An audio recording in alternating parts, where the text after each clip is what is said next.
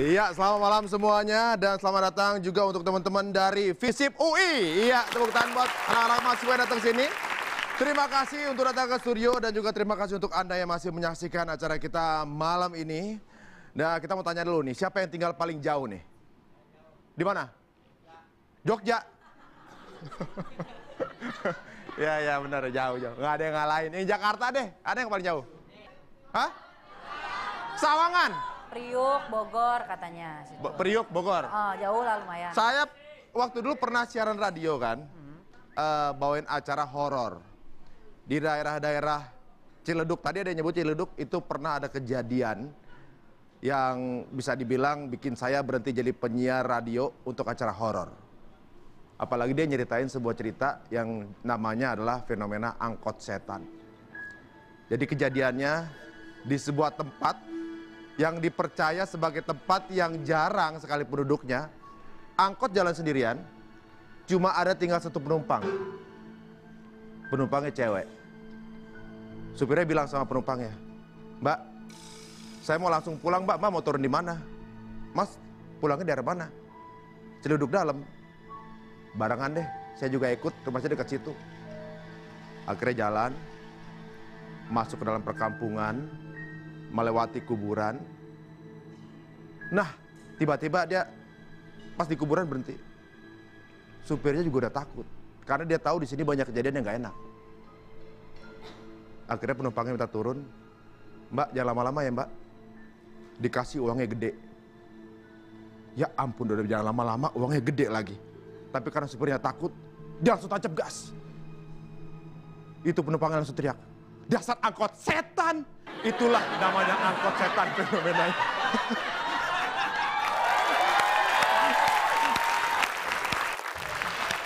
Gara-gara kejadian itu, darah itu fenomena angkot setan Gue udah terjadi. curiga dari tadi. Ini pasti gak enak akhirnya. Udah mendalami, udah musiknya udah enak, udah agak serem. Terakhirnya dasar setan. Ya tapi ini yang membuat para setan itu suka godain manusia, kenapa? Mereka tuh tersinggung. Apa-apa yang nggak bagus, mereka yang disalahin. Contoh, ada anak nakal dibilang, ada orang itu bilang, "Dasar anak setan." Bukan saya yang lahirin, Bu. Bukan. Kenapa bukan tuyul yang dianggap anak setan? Dia juga setan juga.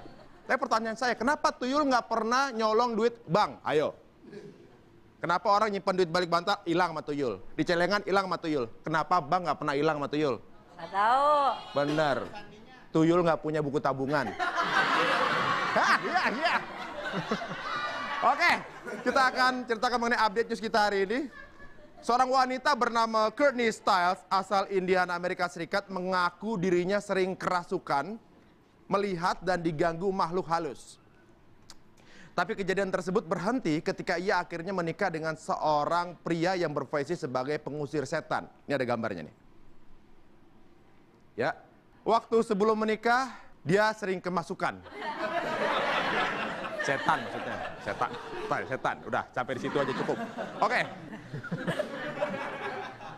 Sebuah penelitian yang dilakukan oleh YouGov pada tahun 2009 dan juga dikutip oleh Telegraph pada tahun 2013 menyebutkan bahwa terjadi kenaikan tingkat kepercayaan pada hantu yang dialami warga Inggris dari 40% hingga 52%.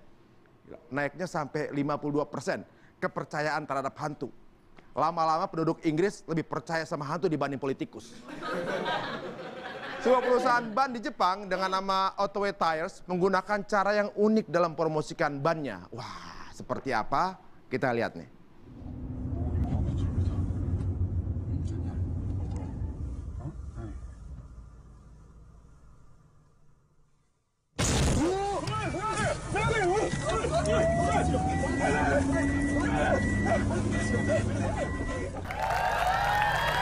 Lihat tuh. Dibeli.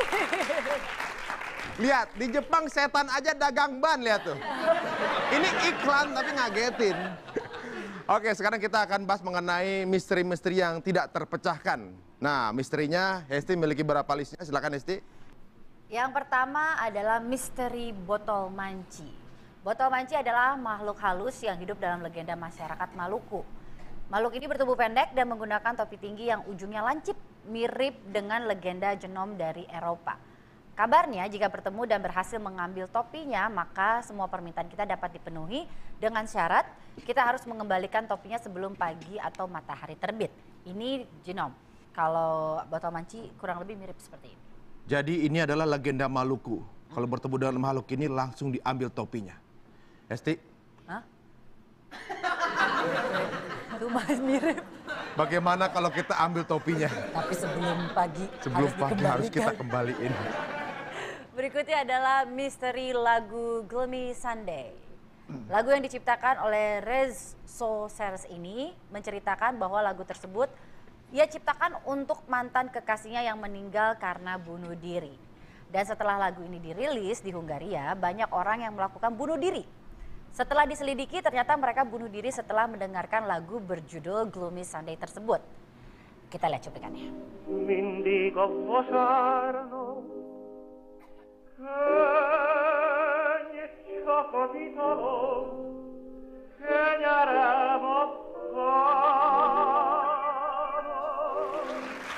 Pineapple under the sea, SpongeBob SquarePants. Hesti. Under the sea, SpongeBob SquarePants. Nggak denger lagunya? Nggak mau? Ini serem banget nih. Lagunya soalnya kita nggak ngerti. Iya nggak ngerti, udah nggak mau dengerin. Takutnya kan aneh-aneh, saya tidak mau denger-denger yang aneh-aneh. Ini kayak film-film The Ring aja, lihat videonya langsung pada jadi setan. Enggak, biasa aja lah itu. Kita denger kayak Gideon mah kita mah nggak kepengen bunuh diri. Berikutnya adalah aja. misteri Taman Inokashira. Taman ini terletak di antara Musashino dan Mitaka, barat Tokyo, Jepang. Kabarnya pasangan yang datang ke tempat ini dan menaiki perahu bersama di danau setempat, maka hubungan mereka akan berakhir. Jadi setiap pasangan yang datang ke tempat tersebut, pokoknya bakalan kelar hubungannya.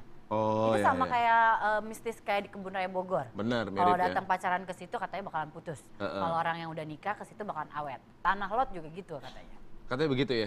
Berarti tipe-tipe setan-setan yang posesif nih kayaknya. Gak boleh ada pasangan lain di situ ya. Nah ada juga, yang ini adalah misteri mayat berjalan di Toraja. Konon di sebuah gua di desa Silanang sejak tahun 1905 telah ditemukan mayat manusia yang utuh, tidak busuk sampai sekarang. Mayat ini tidak dibalsem seperti di Mesir, zaman-zaman Mesir, dan bahkan tidak diberi ramuan apapun, tapi bisa tetap utuh. Bahkan setiap beberapa tahun sekali mereka harus digantikan. Ini adalah salah satu ritual mengganti baju. Dan konon katanya mayat ketika akan dikuburkan, akan ditempatkan ke peti, mereka itu nggak digotong, tapi berjalan sendiri.